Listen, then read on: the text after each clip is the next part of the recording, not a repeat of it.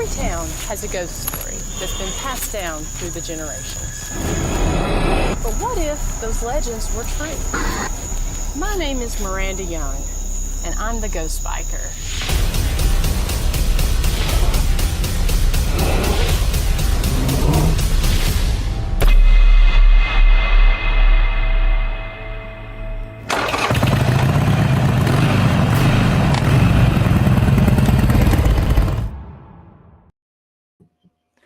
Hey everyone, happy Thursday night. We are back on the Ghost Biker Garage, and I am your host, the Ghost Biker, and we have a great show tonight with not only one, but 3 guests. I know this past year we've not done a whole lot of shows with guests. We've been doing a lot of live investigations and topic-based shows, but I always love whenever I'm able to get folks on tonight to share some of the very cool and interesting things that people are doing in the paranormal community, especially when they're using the paranormal to increase tourism and awareness to different locations. So I think you're going to really enjoy tonight's show. But before we get to that, I just want to say hello to the folks over here in the chat room. Hello to Miss Jolly Goins. Thank you so much for tuning in. It was great to see you last week. Jolly was in and did one of our ghost walks over at the Village of Historic Rugby. So thank you so much for stopping in and seeing us. It's always a pleasure. We got Mr. Brandon Cooper there from Shaman Sundays. Vroom, vroom indeed. It's perfect riding weather right now. So welcome to the show. Thanks for tuning in. And then, of course, we've got our dear friend, Mr. Bob Burnell. It's always great to see you. Thank you for always being such an amazing supporter with the show, with also the Jailhouse Informant podcast as well. Nancy Weems, it's always a pleasure to see you. Hope you're doing well. And of course, Mr. Ronnie Anderson from over there at Bedford Paranormal there in Virginia. We've got Kim Brady out of South Carolina with a Spirit-Led Paranormal. And then, of course, her lovely husband, Mr. James Brady, there with Spirit-Led Paranormal, and Mark Covey. Hello. Thank you so much for watching.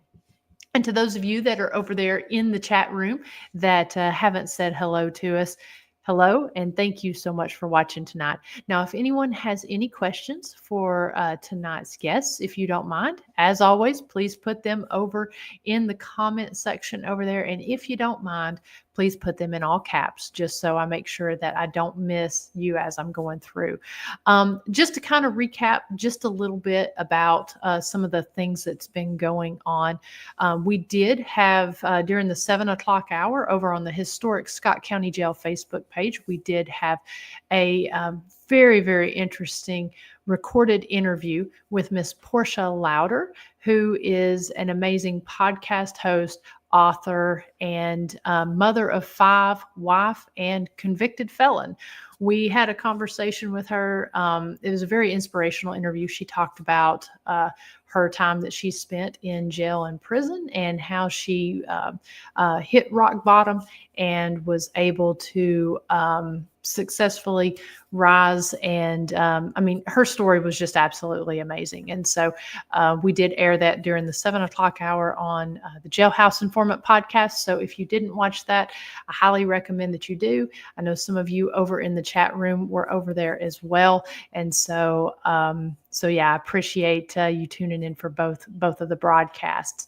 Also, last week on the Ghost Biker Garage, we did talk, we kind of followed up a little bit on some of the past Ghost Biker exploration seasons and talked about, kind of hinted just a little bit on season 8 that's going to be dropping here in October. Didn't say too much, but we did kind of hint a little bit about that. And then also, if in case you missed it, we did a live investigation on August 11th, which would have been on Monday night. That was the anniversary of the tragic murder of Sheriff Richard Ellis that took place right there at the front door of our museum that we have there at the historic Scott County Jail. We did a live broadcast, myself with my business partner and associate, Dr. Christy Sumner.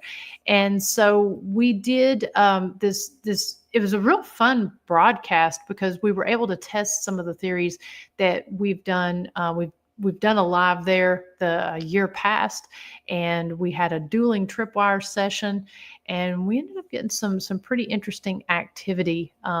This year, we were able to build off of the activity that we had last year. So if you missed that, I do have the link there on the Ghost Biker Garage. I think it is the link that is the post just before this one. So if you missed that, go back and watch it. I think it's only about maybe like an hour and 15-minute live. And send us your timestamps if you see anything interesting. I know we had some voices. We also had some sounds, and then we had some interesting intelligent responses. So, and some of those folks also went in and that's here tonight was there on that live. So hello to Sonia. I know you're over there in the Netherlands. Thank you for getting up, I guess staying up late or getting up very early and joining us tonight. Now, so like I said, a lot of things going on. We are wrapping up tours for the summer there at historic Scott County Jail, as well as historic Rugby After Dark. We've got tours during the summertime, Thursday nights through Sunday nights. And then in the fall, we might scale back, at least in September, on the Thursday night tours, but we will pick those back up during the month of October.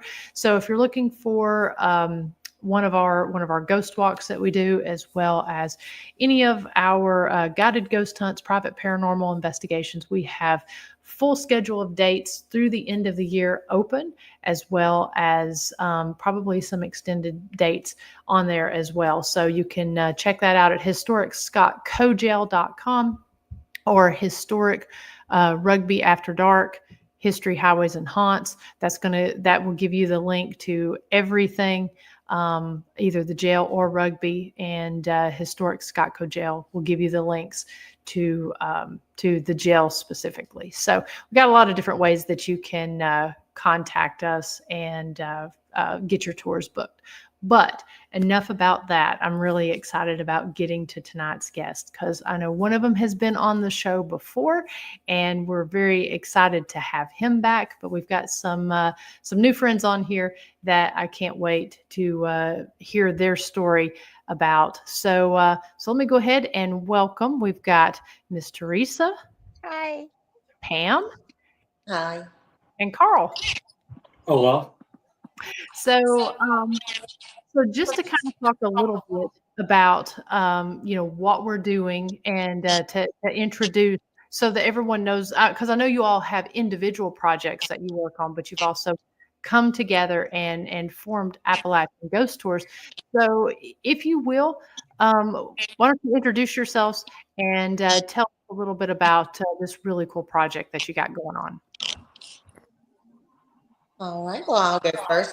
I'm Pamela Huff. I am one of the co-founders of Appalachian Ghost Tours. We have a 1-year birthday coming up in September, which we plan to celebrate by having a huge Haunt Fest festival.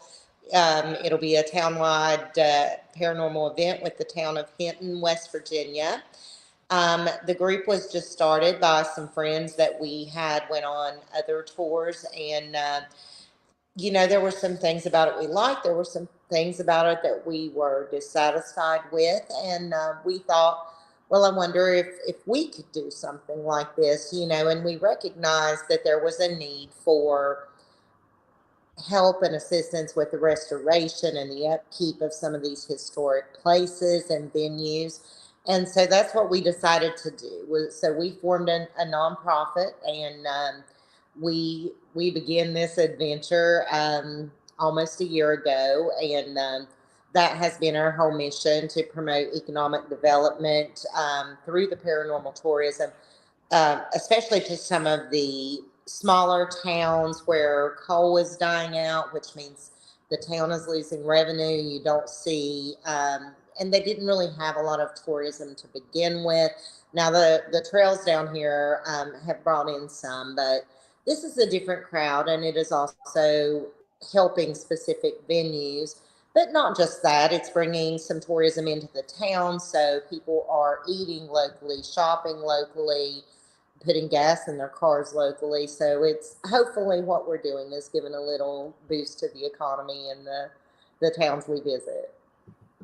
Absolutely. And that's one of the things that we always put out there whenever we're going and speaking to different locations is the fact that they're not just coming to our location, but they're putting money back into the community.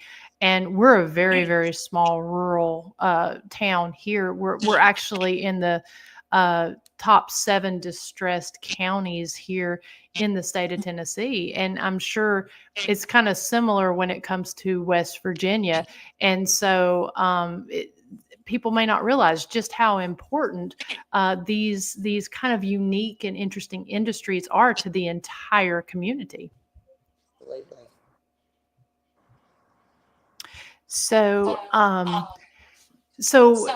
So why don't we talk a little bit about your individual projects before we get into the Appalachian Ghost Tours there, since we kind of have a brief overview of what you do. Carl and I met a few years ago, and I was really fascinated by his investigating techniques and the care that he took when he was investigating our location. So I think one of the things I found to be the most interesting when I was reading your bios is that each of you all have extensive experience in the paranormal. Yeah, I mean, me personally, I mean, I've been doing it now for on and off for 25 years, since 2000. So a lot of it, was on my own. I was flying solo for forever, and I started joining up with groups about 2017 or so. Yeah, just my background. I grew up as a kid. Watching stuff like Unsolved Mysteries and X-Files and stuff like that. So I was always interested in stuff like that. But when I went away to college, I went to Marshall University in Huntington, West Virginia. And it's one thing to investigate. I hadn't even started investigating at that point. But it's one thing to investigate a place that may or may not be active. But it's another thing when you live in one. And that's kind of what got me into this whole field. The fraternity house that I was staying at Marshall, I was there for 3 years, and it was incredibly active. And when you first move in, you don't know if the guys are messing with you or not. Like, here's a new guy moving in. Let's see if we can mess with him a little bit. And some of them played it off, and some are like, no, this is legit. There is something here. And over the time I was there, you saw things out of the corner of your eyes. You heard stuff and that you shouldn't have heard. So, I lived there for 3 years, and that just kind of sparked my interest in it from there. So, like I said, I was flying solo for years and years after, 2000s when I really started diving into it. And, for years, the only thing I had was like a camera and an audio recorder. That was it. But, then I started working with other teams and other investigators. And I've always been about, networking and building community within, the paranormal community. I've always been big on that. It's better to work together and learn how other people operate and, learn best practices. And you're always learning. Like nobody, there's no such thing as a paranormal expert. Nobody knows everything. There's some stuff we'll never know.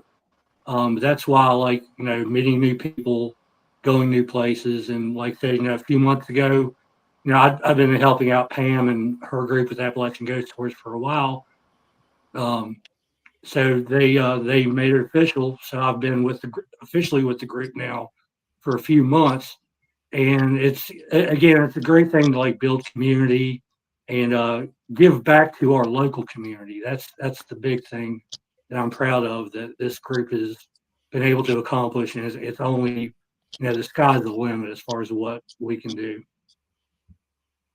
Absolutely. I mean, beautifully said there, when it comes to talking about that, because, I think the paranormal kind of has, if you're not in it, it kind of has a reputation. And I think people don't always just realize how much that it can give back to the community.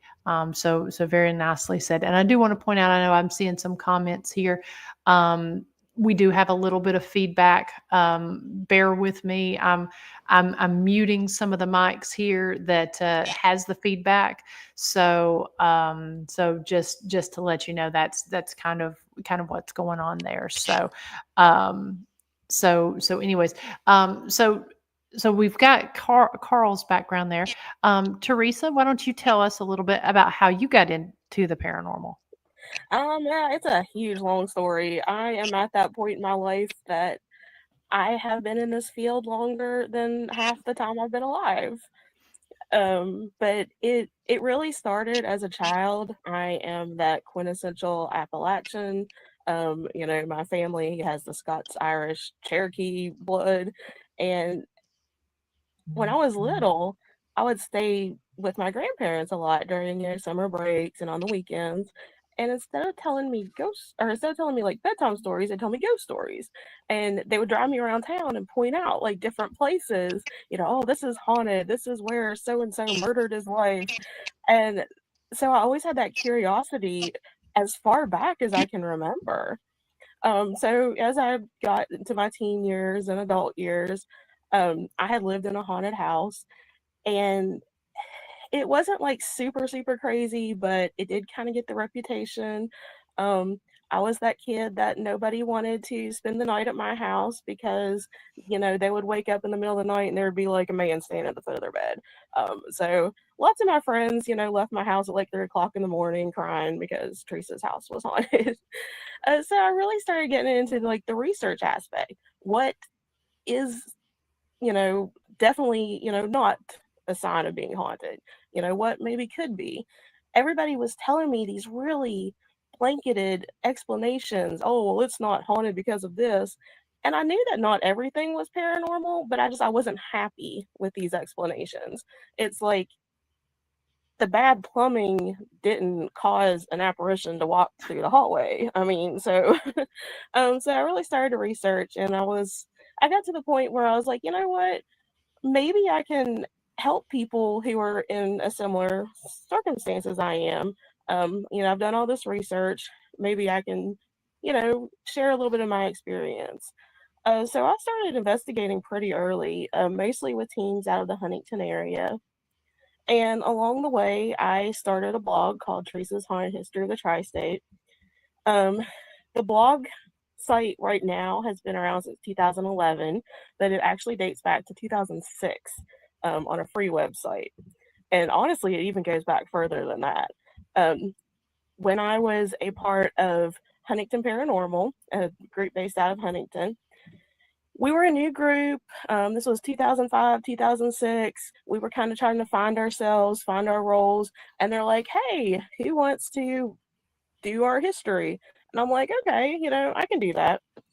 Another big thing was back then, it was kind of hard to find places to investigate.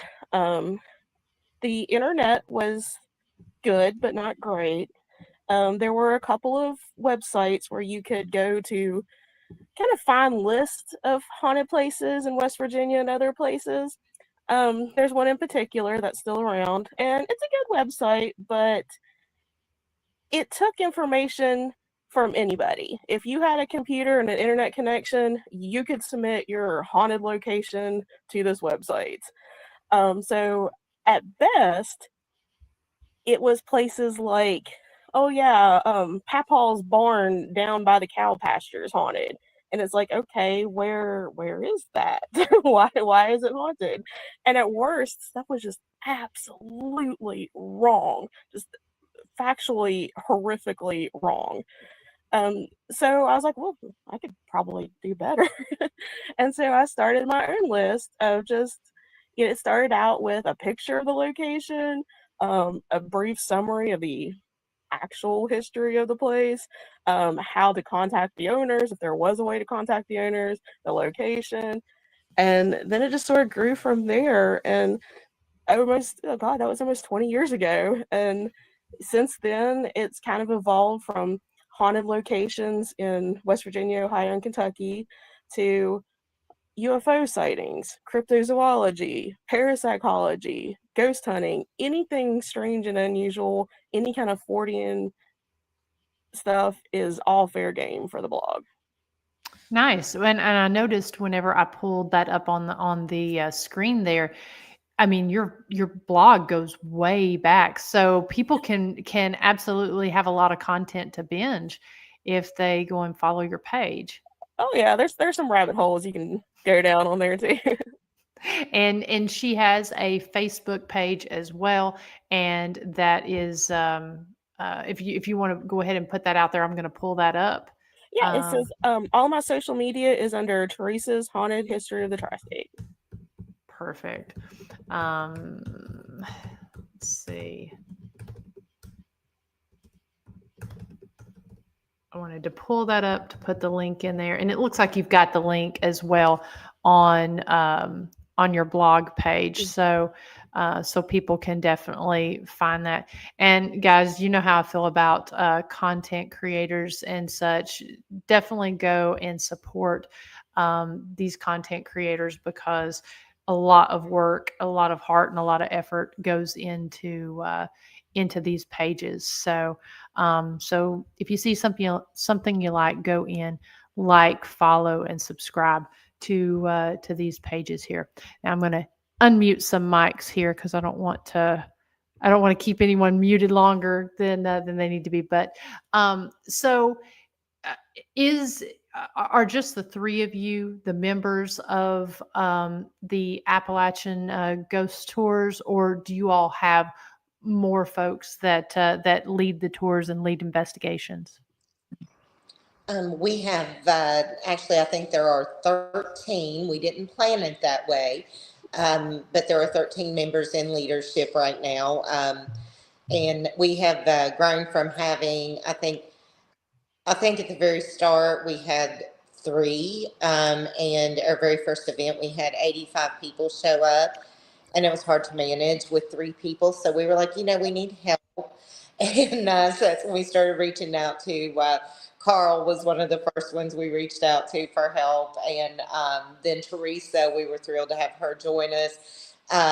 So we're up to 13 right now, and we've done pretty well with managing the larger crowds with 13. So That's every now wonderful. and then volunteers.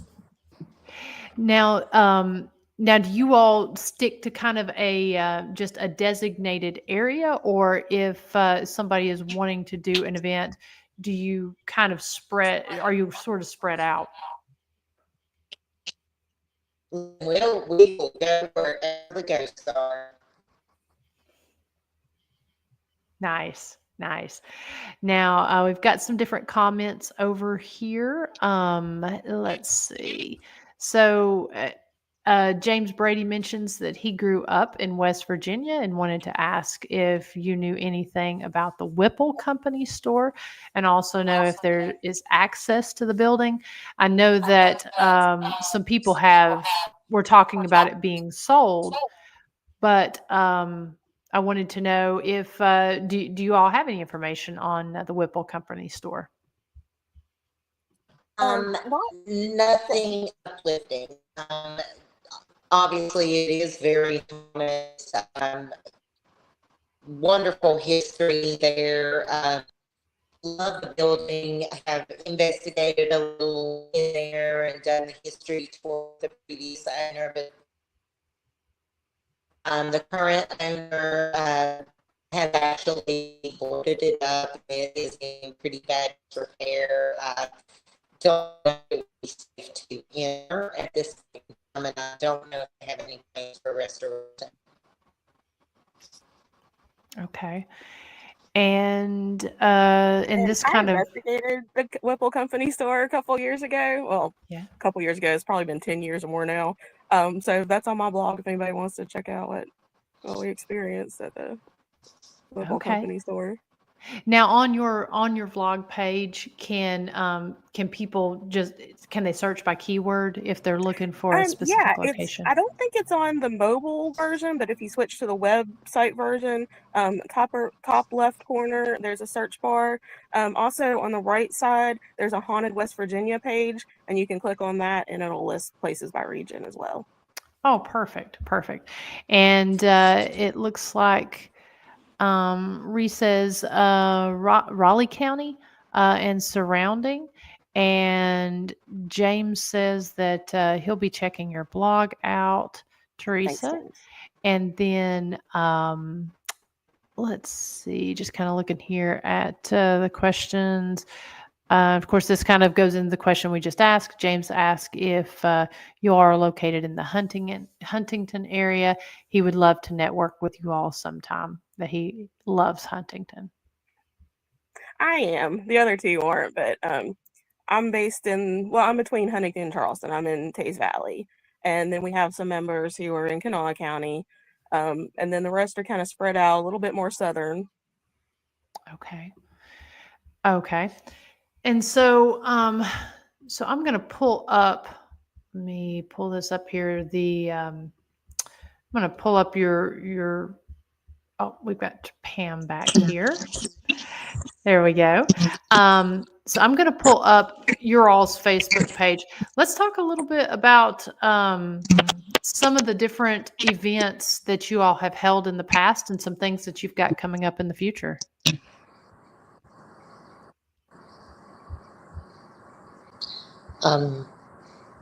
Goodness, where to start? Mayberry Mansion is by far one of my favorite places to visit. We've done that a couple of times. We've been to the Price Mansion. Guys, help me out. Carl, Theresa, what are your favorite places? Well, I mean, I've always been a fan of Lake Shawnee. You know, we did Haunt Fest back in June, the inaugural Haunt Fest, I guess. Yeah. And that was the 5th time I've been there. But that's always a popular location. I know, over the course of the day, we had over 2,000 people there. I Yeah. know, I know we ended up raising close to $8,000 for Chris and the property, so that was a big success. Wonderful. But yeah, Lake Shawnee was always a fun place to go. Like Pam mentioned, Mayberry Manor was another good one. We've been there a couple times. Looking forward to, we've already been to Coalfield Manor here last weekend, and now we're doing a public investigation in a couple weeks.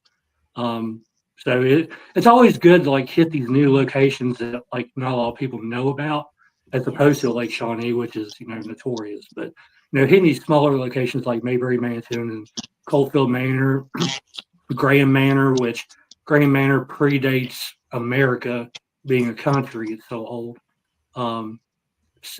That's the great thing about being in West Virginia and being in this area. You can pretty much go 100 miles in any direction. There's going to be active locations all over the place. So as investigators, we really are lucky to be in this area. Now, Theresa can tell you a lot about that place is wonderful. Yes. So, and that's kind of the same way we are down here in Tennessee, is that I always say down here in the South, I think we're blessed with, you can't go in any direction and probably within 20 miles of some interesting location that has one activity and just has an amazing history. So I can totally understand what you guys are saying, and no place is absolutely as beautiful as West Virginia too. So just being up there in the beautiful mountains. Now, do you all so you were kind of talking about some of these locations. So with your Appalachian Ghost Tours, do you do mostly like ghost walks, or are they more immersive experiences like guided ghost hunts and such? Oh, it's completely immersive. We don't actually do the ghost walks. Now, we do share history in the events. We'll let people know what we found, and Theresa is the best in the world at finding it. If she can't find it, it didn't happen. But we'll, give them a quick rundown of the history, and then we do a full-blown paranormal investigation. We'll divide into smaller groups, so it's not too big of a group in each room or whatever at the location. And we'll have our equipment set up throughout in the hot spots, and we actually have loaner equipment as well that we will loan to the guests, like so they can carry an EMF or a pendulum or a thermal cam or something, to get used to using that equipment. And we'll also give them, give them a little lesson on how the equipment works and how to use that. And that is Carl's forte right there. He is our tech guy. We go to him for all of that. I love the fact that you've got people that specialize in different facets of the paranormal, because it's so important to have somebody that knows the tech and somebody that knows the research and can go back and pull up these stories. That's a credible resource too. So I love the fact that you all have covered all your bases to help give the folks that come and take these tours just a really rich and amazing experience. And it really is. I'm kind of the new kid on the block. I just joined a couple of months ago. But what drew me to this group was, just the knowledge and the dedication and the ability to put on an excellent event. I mean, you come to these events and, we'll feed you.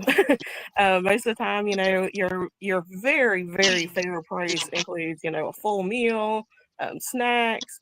We give you the history, we give you equipment to use. If you're a seasoned investigator and kind of want to, go off on your own a little bit within reason, we absolutely let people do their own thing. But if this is something that you're just starting out with, not too sure about, I mean, we will lead you the whole way. Every single member of our team is just absolutely excellent. We all bring, our own perspectives, our own knowledge, and it's a really good time. I mean, it's educational, but we have an awesome time too. And hopefully, people will go away with the paranormal experience, with the belief, hey, I want to look more into this. I'm interested in it. Or at least walk away with a sense of pride in their hometown. You're like, oh man, I didn't know that before about this location. Oh wow, that's really cool that this happened here. Do you all have mostly locals, or do you get a lot of people that travel from elsewhere? Well, I mean, I would say the majority of people. Now, Shawnee, we had people coming. I think the one that came the furthest for Shawnee for the Haunt Fest was from Iowa. But the majority of our locations, it's going to be folks that are within like a 2 or 3 hour drive. We have had the Price Mansion in Scarborough. We had someone from South Carolina come and someone from Maryland come. So we had a group from South Carolina, a group from Maryland, but it's more or less folks that are maybe not super local. I mean, but a couple hours drive. Okay. I mean, that's still great to travel that far to take the tours. Now, do you all cap your events, or is that based on the location specifically? We have never put a cap on the event. If we had 1 million show up, I guess we would, after we finish panicking, we'd figure out how to do it. So. Gotcha. Yeah, I remember Carl had invited us to the event there at Lake Shawnee, and it's always kind of hard for Chris and I to both attend different events, especially in the summer, because it's just the two of us, and we have to kind of rotate back and forth. And I was really pleased to see, because I had seen some feedback online that it looked like you all had a good turnout. And so I hate that we weren't able to make it, but I'm glad you all had a really good event there at Lake Shawnee.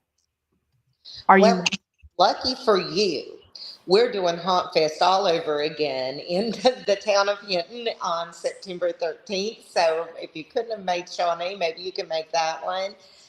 We've got speakers coming that are fairly well known on TikTok. We're doing several workshops. We have got stilt walkers. I'm not even joking. We have stilt walkers, aerial acrobats. We've got live music, vendors, food trucks, and we are ending the night with a creepy crawl, which we've got 5 different locations in the town of Hinton that we are going to be open to investigate.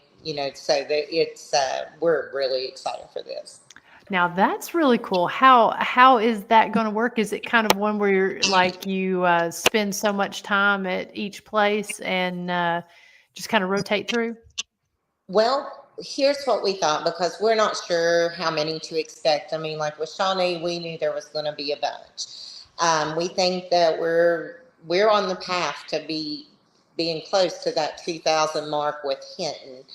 So what we'll probably do is we will assign our guides to a certain location for the evening.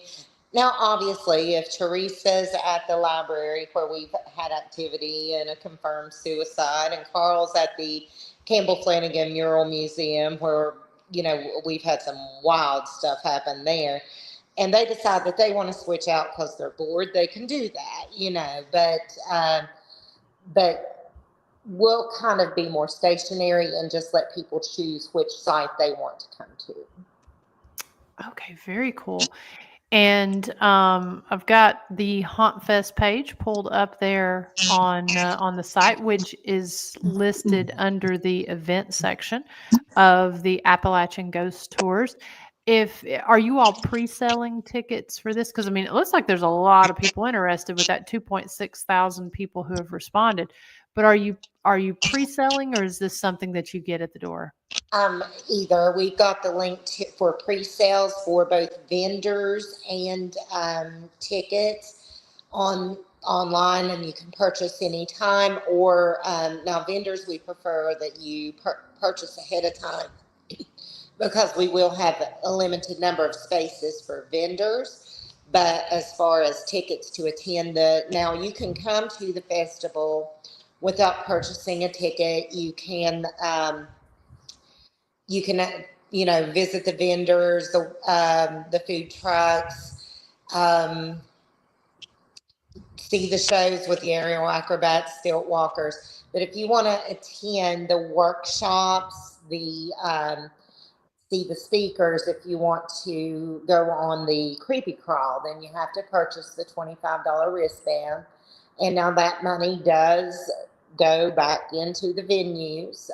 So it's not like we're getting rich off of it, but yeah, ticket sales we can do at the door or in advance. But if anyone's interested in being a vendor, we do ask that you contact us up front so we can make sure that we've got a space reserved for you. Perfect. And this is so easy. I know that we kind of talked a little bit before about asking if the events, if you post the events far out there on the page, and I know you kind of announce them as they come up.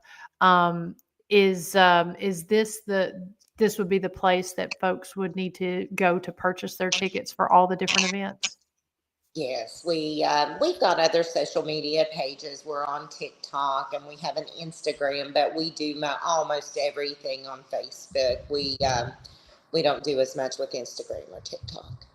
Okay, and so guys, definitely if you go and follow the Appalachian Ghost Tours page, go to the events. This gives you the direct link to their Square site where you can either book their investigation at Coalfield Manor, or at Haunt Fest. That's going to be coming up really quick. Mm-hmm. Yeah. And so we do have a question over here about the Haymond House there in Sutton. I know James recommends it. Have any of you all investigated the Haymond House? Yeah, I've been very fortunate through Theresa's Haunted History that Theresa, the owner of the Heyman House, reached out to me early. And so I've been there probably half a dozen times, if not more. Highly recommended. Absolutely. If you get a chance to investigate Heyman House, do it. Nice. Let's see. How And it's about really cool. Oh, sorry. no, please. And she runs it like a bed and breakfast. So there are so many, it's so comfortable. It's warm in the winter, it's cool in the summer. There's plenty of places. You can get you a whole group to come spend the night. Even if you're not like, serious into paranormal investigation, it's a great place for a weekend getaway. Plus you're in downtown Sutton. And if you're into the paranormal, Sutton is where you want to be. It's the home to West Virginia Bigfoot Museum. It's also home to the Flatwoods Monster Museum. There's lots of different recreation, haunted locations throughout the area. It's about maybe 40 minutes from Trans-Allegheny Lunatic Asylum. So if you're planning an investigation there, the Heyman House would be a great place to stay. I love that whenever you can actually go and find some of these maybe smaller locations if you're going to visit somewhere like, say, Trans-Allegheny or some of these very well-known places. You can make like a full weekend of it, or even if you want to extend it even further to a week and hit some of these others, because all these places are so close and have such a cool history. And 9 times out of 10, those places, for me, I end up getting a lot more activity at those places than I do even at the more larger, more well-known. So I appreciate all that you all are doing to bring awareness to these locations and to get tourism into the areas supporting these communities. So thank you for all that you all are doing with that. Let's see, looking to see if there's pardon. Sorry, I'm hearing some feedback, and I couldn't tell if that was somebody speaking or if that was my voice coming back. Bob says that you all sound like a great bunch of people and a great group. I agree. That really makes a huge difference with these teams when you have such good energy. And we got a question here. So, what do you guys have anything special coming up for Halloween? Well, that is from Ree Kennedy, I think, is the person asking that, correct? Mm-hmm. Yes. Ree is also a co-founder of Appalachian Ghost Tours. So we do have something we are so excited about, and I'm glad that she brought that up because it's a never before investigated place. We are doing the Oaks at Elkhorn Station. It's a historic home that sits in, Elkhorn in McDowell County in West Virginia. The home has ties to Abraham Lincoln. His cousin actually owned it, and been around obviously for quite some time. If it was Abraham Lincoln's cousin, that and Lincoln had visited, but it should be phenomenal. Cannot wait for that, but we will be doing that for Halloween. Oh, that's exciting. And when will you be posting that up for people to be able to get tickets? I would say to give like a rundown of their schedule, obviously we've got Coalfield Manor coming up quick, Haunt Fest coming up quick.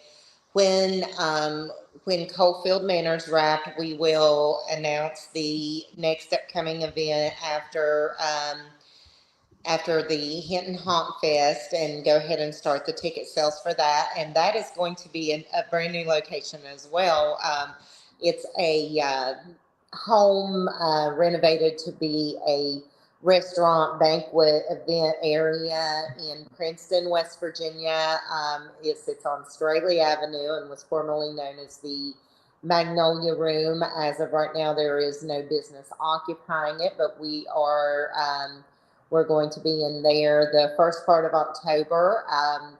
So we'll announce that. Since it'll be coming up next, we will probably announce the Oaks right on the heels of that, maybe a week or two after that's announced. in September. After the Oaks, in November, we are returning to the Price Mansion in Scarborough, West Virginia, and that place never disappoints. It gets a little wild there sometimes. And for our Christmas spirit, we are going back to the Graham House, which Carl was talking about. It's the oldest two-story log cabin in the state of West Virginia, still standing on its original foundation. Similar to Shawnee, there were 3 murdered in a Shawnee attack. Well, no, there were 2 murdered, 1 kidnapped. Exactly mirrors the Lake Shawnee incident with the massacre there. And lots of activity, especially in the old school. We pick a lot up. So we've got a schedule I'm super excited about. Wow, sounds like so much, so many cool things coming up. So we're getting up to, we've got about 15 minutes left in the show here. If each of you would share, because I know that people have some really interesting experiences whenever they do these tours. Can each of you share maybe probably one of your most memorable experiences from one of these investigations that you all have done there with Appalachian Ghost Tours? Pam, why don't you start? Oh gosh. The place that I would have to say, and I'm trying to find specific experiences. I'm torn between Campbell Flanagan Mural and the Mayberry Mansion. They are both very active. A lot of intelligent responses.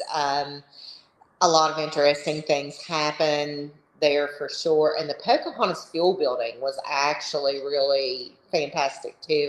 I can't pick just one. Theresa, I'll let you take that one. I mean, like you, I really can't, I have had so many cool experiences since joining this group. I've been investigating for over 20 years. I've investigated a lot of places. But since joining, I've had a ton of new to me locations and a lot of locations that nobody has ever investigated before. So, I mean, if you're looking for new places, definitely, follow the AGT Facebook page because a lot of these places, I think Pam has a golden tongue and can talk anybody into letting us in to anywhere at any time. I guess probably the most memorable experience was at the Graham house, the 2-story log cabin. And, my group, I was upstairs the whole time. My group was kind of wrapping up. There was a group out in the schoolhouse and they were doing a live and asked if anybody had a light to bring out. So I was like, yeah, I'm bringing a light out. So I'm walking from the main house out to the reconstructed schoolhouse. And as I passed in front of just another little outbuilding, it looked like the apparition of a black horse, but I could only see it from the back down. I didn't see the head. I didn't see the rider other than legs. And it was just this black horse that was just running behind this building. And it was kind of like a strange area. So I'm like, oh my gosh, somebody's horse got loose or, somebody's, riding through the property. And I realized when I came out the other side of that building that there was nothing there. And I'm like, oh my gosh, that's the craziest thing I've ever seen. Okay, now that's cool. How about you, Carl? Well, I'll kind of fall in line with the whole Graham House thing too. There's a replica schoolhouse on the property. It's not the original schoolhouse, but it's a replica that they use as kind of like a historical museum, basically. So I was in there all night, and constant battery drain, even plugged up in the power pack to kill the power pack and the equipment. But there's one thing in particular, and it kind of freaked out everybody that was in there with me. Because, I mean, I've seen a lot of stuff. I've heard a lot of stuff, whatever. But later on that night, I was doing the Estes method where I was wearing the headphones and listening to the white noise. And it's one of those things where if I heard the same thing 5 times, I might have heard 5 different things, but once was enough for me. I can't really say exactly what it said, but it was something along the lines of Carl. And I was like, nope, nope. I took the headphones off. Everybody's like, what'd you hear? It's like, I got to walk outside for a second. Like, just give me 5 minutes and we walk outside. And when I walk back in, it's like, what did you hear? It's like, do you want me to tell you what I heard? And yeah, so I've never heard anything come through a spirit box like that before, much less mention me by name. That did rattle me. I'm man enough to admit that. So I don't know. Like I said, it's not even the original schoolhouse. I don't know what is on that particular, what used to be on that particular piece of the property that the schoolhouse is built on. But I know there's a river going right past it, right outside. A lot of people believe that can be a conduit for activity, but yeah, just echo the Graham house. Yeah, that was fairly nuts. I love that. And that's why I like to ask that about memorable experiences, because it's always a hard question to ask people what the scariest, their favorite. But, whenever you're together with a big group like this and you're, you've got the collective energy, some of these experiences, they're just hard to compare to anything else because, it's, because I think that energy influences a lot. So yes, folks, definitely go follow the Appalachian Ghost Tours Facebook page. That way you can keep track of all the different events that they've got coming up, because it sounds like they've got a lot leading up to the end of the year, and you're going to want to be one of the first on there to get your tickets whenever they announce those events, to make sure that you're squared up there. Because I know, like James says, he says that he would need a month just to hit all of the locations that he wants to go to in West Virginia. So any last things that any of you all want to add about anything that you've got coming up, or anything that maybe we didn't cover? Well, we didn't talk about Thurman. That is an investigation. We did a town-wide investigation with the town of Thurman, which, if you know anything about it, old railroad town, was booming. It's now down to 4 residents. So what you would consider a ghost town. The national park has taken it over. And so it gets a lot of tourist activity now, but we did an event there not long ago, and it was really active as well. So Thurman, West Virginia, the entire town, if you have never been, go visit it. Wonderful. Wonderful. Well, again, thank you all so much for taking the time to come on tonight and share what you're doing to help these communities, as well as building awareness about the paranormal, and really just all the different sides, and how beneficial the paranormal is to these rural communities. So thank you all. And again, everyone, please go on and follow their pages. I know I'm definitely going to be spending some time going over Theresa's haunted history there, because I love it when people take a deep dive. And one of my favorite things to do as I'm going to bed is to head down some of those rabbit holes. So I'm definitely going to be checking your stuff out. And yeah, and so guys, definitely keep your eye out on the Historic Scott County Jail page, as well as Historic Rugby After Dark, for any announcements and anything we've got going on. And then, of course, Ghost Biker Season 8. That's going to drop here the first Tuesday in October. We're going to be at a location. We're going to be doing a live investigation, just like we've been doing for the last 2 seasons. But we will be dropping the trailer here very, very soon. So you'll kind of be able to see and maybe be able to get some hints on what this season's theme is all about. So got a great show planned for next week. Again, we're still a little iffy ending out the summer here if we will get to have it, because we do have investigations, guided ghost hunts, and walks that do end up sometimes getting booked last minute on Thursday nights. But if all else goes as planned, we will be back on next week for a great show at 9 p.m. Eastern time. So check out the past lives. Go check out Appalachian Ghost Tours, and we will see you guys next week. Take care, everyone. Thanks.